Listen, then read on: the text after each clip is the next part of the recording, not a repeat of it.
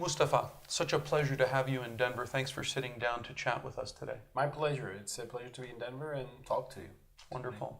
So it's a little bit intimidating. It's daunting for me to sit here and interview a real TV journalist because I'm just a fake TV journalist. You're an awesome one, as I can see. Well, I appreciate that. But tell us, in all seriousness, about your television show in Turkey, because I'm going to take a guess that most of our viewers have never seen your TV show. Tell us about it a little bit. Actually, the show is now on a break, but it was a discussion show in a prominent channel named Kanal Turk. And it was me, and I would represent the center-right view in Turkish politics, and there was the other journalist who would represent the center-left view, and we had a moderator, and then we would have somebody else, which is changing every week. And we would interview that person, but also share our views with that. And it was a constant, political discussion about Turkey's issues. Now, they pause it for a while for this season, but it will come back again. So that's one of the things I do. And I also write columns for a newspaper. That's actually my main job. Right. TV shows are on and off, from season to season. Right. But I write a daily column. I write 2 pieces for a week for Hürriyet Daily News, the English language paper in Turkey, and another paper called Star, which is a daily paper, like mid-sized daily paper in Turkey. And I also began writing a monthly column for the International New York Times. Yes. About matters relating to Turkey and the Middle East. Yes, and we also see your column in Al Monitor. Exactly. I do write for Al Monitor. That's important. And Al Monitor is a website I began writing like a year ago, and it's the pulse of the Middle East. It's a very important website. Yes. Bringing writers from the Middle East writing in English about their country. So you're a very busy man, is the point. I write a lot, and I travel a lot. And you've written a book, which is now out in paperback, this is the occasion for your visit to North America. My book, Islam Without Extremes, A Muslim Case for Liberty, is basically an argument for what I would call Islamic liberalism.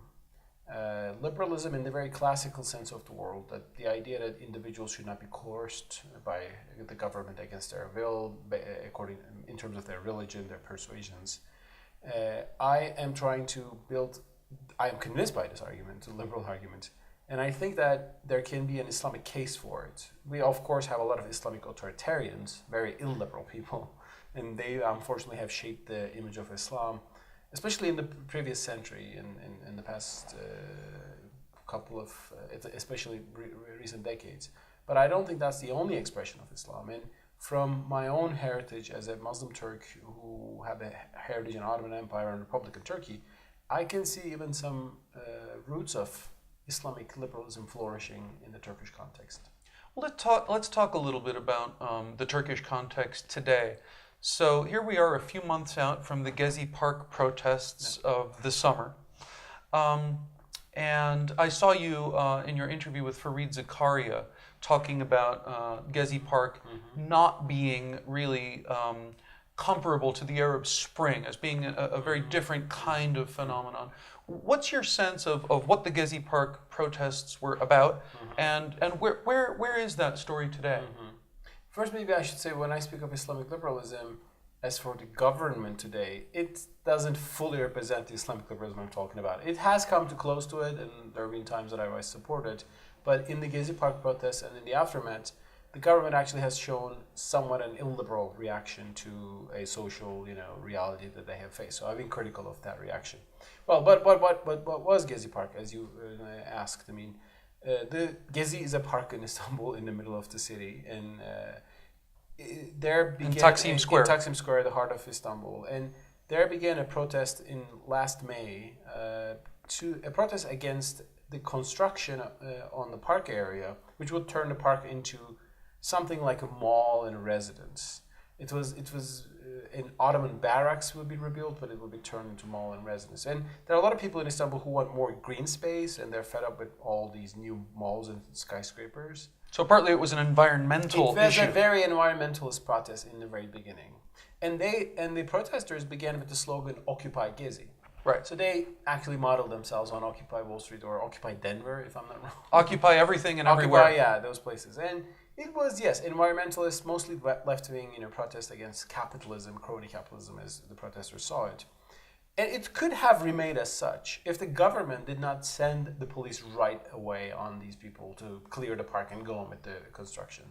When they did this, a lot of groups that are frustrated with the government for different reasons also came out on the streets to protest the government. And the more the government used police to silence them, the more they reacted.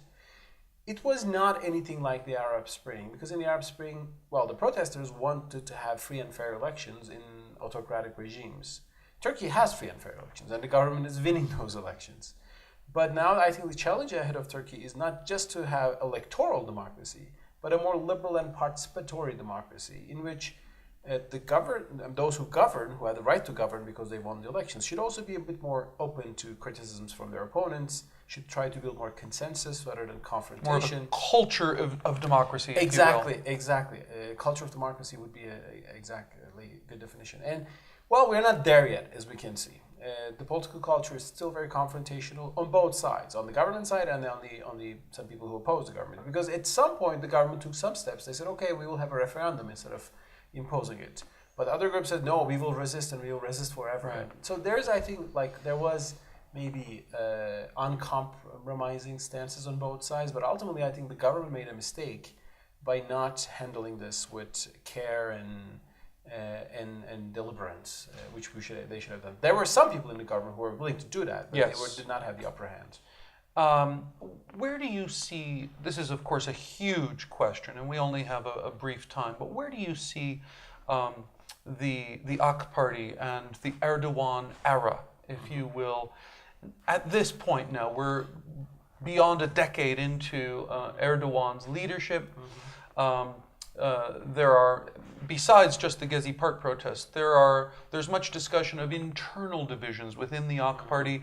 What is the future really? How long will Erdogan remain in power? Where do you see the AK party and Erdogan's leadership at this point, and where is it going? The AK party era in Turkey has been certainly a blessing for the country from many aspects, if you ask me.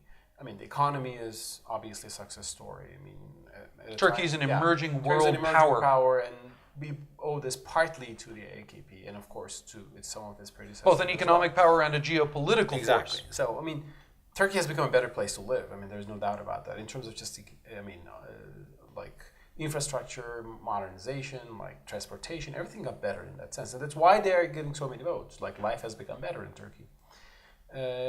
And also, when we look at democratic issues like freedom of the minorities, like general freedom of religion, all civil liberties, AK Party has also contributed to evolution of some liberal, stance on these issues as well, because they destined themselves towards Europe, and Europe was demanding a lot of liberal reforms. They did them, although the fact that they're religious conservatives, they sometimes even abandoned some of their moral commitments and took more liberal steps. One of the ironies of that from a Western perspective that a lot of people in the West are confused by is that the military establishment and the Kemalists who define themselves as the defenders of secularism in Turkey were actually more resistant to entering Europe than the Islamists. Exactly, because and I think a key fact about Turkey and maybe other countries in that part of the world, secularism doesn't mean democracy or liberalism necessarily. It can mean, but sometimes secular people can be very nationalist and actually authoritarian in their ideology. We've seen this in communism, I mean, for centuries, for at least a century, for decades. And what happened in Turkey was actually the conservatives took a step towards Europe, towards liberalization, and the secularists got defensive and even became anti-Europe, some of them. So there was this interesting Islamic liberal mix was coming out. However, this success story is being less and less bright every day. Why? Because one thing, the more the new elites under the AKP dominated the system, the less they became willing to have reform. They now enjoy their power rather than trying. It's an old story. It's an old story. So I don't think that they had a hidden agenda and they were willing to change everything when the time comes. But it's just power corrupts. You have the certain dynamics of power. And the old system had created a very centralized, strong state power. And when the AKP was coming as a challenge to this, it created a liberal, step forward because of that tension between the old establishment and the new elites. But now the new elites are becoming the establishment. Right. And some of the reactions against them are representing maybe a more step forward, I mean, in Turkish democracy. So I am thankful to Erdogan and his party to really making a lot of important reforms, especially on the Kurdish issue, which is Turkey's actually the most serious problem, if you will. And you've written a book on that subject in Turkish, not available in English, but this is one of your one of the things that you've written extensively on is the Kurdish issue. Exactly, because I believe that Turkey's Kurdish citizens deserve all their cultural rights, but I don't think that we should have a free Kurdistan, and we should find a way to live all together by honoring their, of course, values and identity. And even there should be Kurdistan, it should be discussed politically without any violence and all. But there's been huge progress on that issue. There's been huge progress on these issues too. On Christians' rights too. I mean, people presume that, Islamists are power, Christians must be persecuted. Quite the contrary. AKP opened churches that were closed down by secular nationalists in decades. However, AKP's understanding of democracy has some flaws. It's very majoritarian. I get the votes, I make the decisions, and if you have a problem, you should go and vote 4 years later. That's Erdogan's general outlook of democracy. Also, he likes to impose his will and values on all branches of society and universities and media. So we are having some signs of what I call illiberal democracy in Turkey these days. Right. And that's why, although I've supported Erdogan and his cadre, especially for the reforms and especially when some of the unfair accusations they received in the past, I'm growing a little bit more critical too, because now I'm seeing that, now we are having some problems with the elected people. In the past, we had to protect the elected politicians from military generals who could overthrow them. Right. But now we have to constrain the elected with civil liberties and checks and balances and the principle of a limited government, which doesn't really put its finger into everything in society. One could argue that that's a better problem to have than the former problem. Therefore, it's a sign of progress. Indeed. I mean, I think there's no doubt that Turkey of today is better than Turkey of 15 years ago. I mean, today we still have freedom of the press problems. 15 years ago, generals had death squads killing journalists who were pro-Kurdish. Now, I actually want... There's a big progress. Okay, and yet, Reporters Without Borders and the Committee to Protect Journalists have issued several statements in recent months saying that there are more journalists in prison per capita in Turkey than in any country in the world. Tell us, as a Turkish journalist yourself, what's the story with journalism in Turkey today? The situation is bad, but it's not as horrible as it sounds when you put the numbers, like journalists in Turkey are in prison worse than China, worse than Iran, worse than North Korea. I mean, it is not like that. And I would also recommend looking at the report by the Center for American Progress, which wrote a very balanced report, I think, on this issue. The reason why so many journalists are in jail is our anti-terrorism law, which says propaganda on behalf of a terrorist organization is a crime. And those journalists are also the people, they are people who wrote pieces, articles, headlines that venerated some of the violent actions of the PKK, the Kurdish separatist guerrilla army, which is defined as a terrorist group by US and Turkey and many European countries. Also by small, hardcore Marxist-Leninist groups in Turkey we have still which resort to violence. So there's a fine line there, and I think the imprisonment of most of them is wrong and they should be certainly released. But they're not imprisoned for criticizing the prime minister or president. They have been imprisoned for having headlines like saying suicide bombing is a road to liberation in a small Kurdish pro-PKK pamphlet, for example. I'm someone who believes in almost absolute freedom of speech. I believe in U.S. standards that, even if you don't incite violence, even intolerant and racist views should not be criminalized, although they should be criticized, by the media. So I'm not happy with the standards we have today.